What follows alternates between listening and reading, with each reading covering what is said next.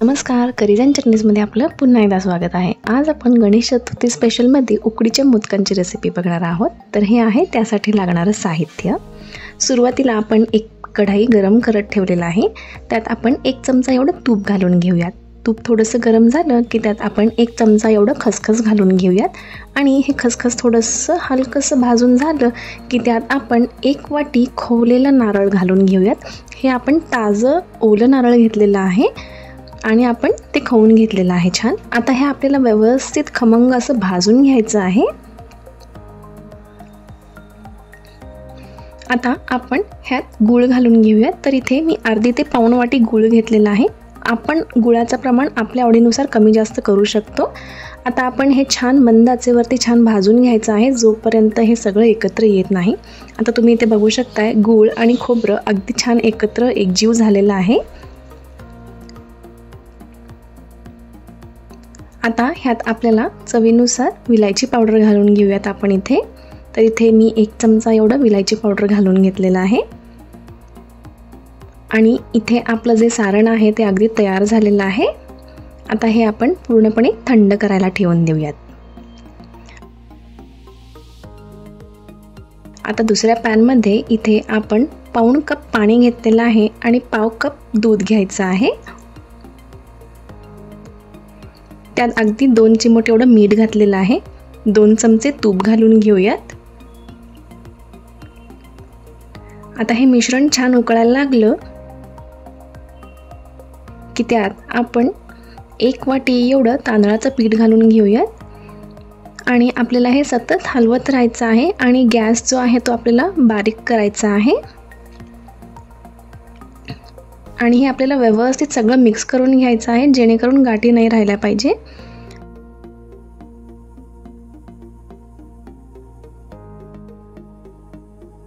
आता आपण हे सगळं मिक्स झालेलं 5 मिनिटे झाकण लावून ठेवून दिलं होतं। 10 मिनिटानंतर छान वाफ आली की आपण हे एका टोपलीत काढून घेऊयात। आता आपल्याला हे छान मळून घ्यायचं आहे। जोपर्यंत हे पीठ गरम आहे तोपर्यंतच आपल्याला हे व्यवस्थित मळून घ्यायचं आहे म्हणजे जेणेकरून जे पण गाठी असतील ते छान मोकळ्या होतील। अगदी थोडंसं पाण्याचा हात लावून आपण हे पुन्हा व्यवस्थित असं छान मऊ असं मळून घ्यायचं आहे। 1 वाटी पिठाला 1 वाटी पाण्याचं प्रमाण आहे। तर इथे मी पाणी पाऊण घेऊन पाव कप दूध घेतलेलं आहे। तुम्ही पूर्ण दुधात देखील करू शकता किंवा पूर्ण पाण्यात देखील करू शकता। आता इथं थोडंसं आपण तूप लावून पुन्हा हे छान व्यवस्थित मळून घेतलेलं आहे। आता तुम्ही इथे बघू शकता जे पीठ आहे ते अगदी छान मऊ असं झालेलं आहे। आता आपण दाखवल्याप्रमाणे आपल्याला ह्याचे छोटे छोटे तुकडे करून गोळे करून घ्यायचे आहेत। हे या प्रकारे आपल्याला मोदकाचा साईज जो हवा आहे त्या प्रकारे आपल्याला ह्याचे गोळे करून घ्यायचे आहेत आणि त्याच प्रकारे इथे मी सारणाचे देखील गोळे करून घेतलेले आहे एकसारखे। तर आता आपल्याला दाखवल्याप्रमाणे ह्याची पारी करून घ्यायची आहे। तर आपले जे बोटं आहेत त्याच्या साहाय्याने आपल्याला ह्याची पारी करून घ्यायची आहे। हे या प्रकारे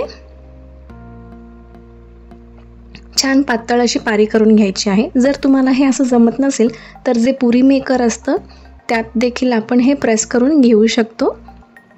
तर इथे आपली छान पातळ अशी पारी तयार झालेली आहे।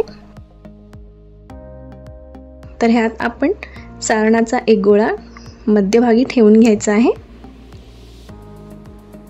ह्या प्रकारे आणि आता दाखवल्याप्रमाणे आपल्याला ह्याच्या कळ्या करून घ्यायच्या आहेत। हे पहा 2 बोटांच्या मध्ये आपल्याला ह्याला असं दाबत दाबत ह्याच्या कळ्या करून घ्यायच्या आहेत।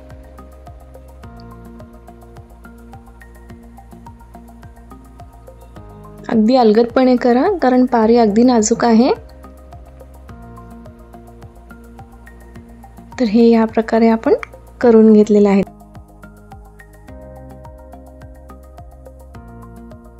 आता दाखवल्याप्रमाणे अगदी अलगद हातांनी आपल्याला हे सगळं एकत्र आणायचं आहे। ज्या प्रकारे आपण सारण भरतो पूर्णाचं तसंच आपल्याला हे करून घ्यायचं आहे आणि इथे आपलं जे मोदक आहे ते अगदी छान तयार झालेलं आहे।